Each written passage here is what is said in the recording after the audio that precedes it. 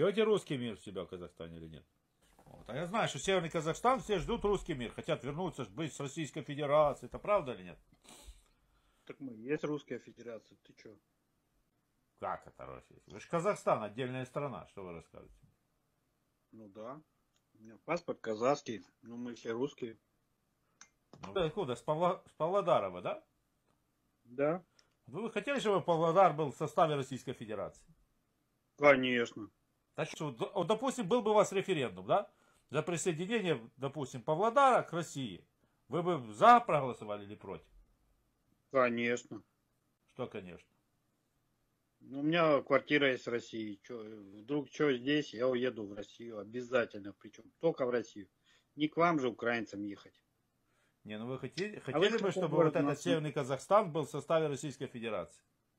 Конечно. А если, допустим, бы вот эти российские войска вторглись в Северный Казахстан, вы бы на чьей стороне бы воевали? Вы поддержали вторжение в Казахстан российских войск?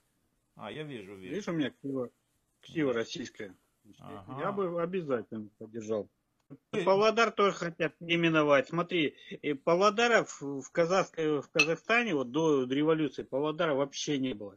Не было Кокчетава, не было Щучинска. Ну, рядом. Вы действительно хотите, чтобы Павлодар вошел в состав Российской Федерации? Конечно. И Порт Шевченко хочу, чтобы И вы, Украине передали. будете поддерживать оккупационные войска России, если они вторгнутся в Казахстан? Так они не будут не оккупационные, а освободительные.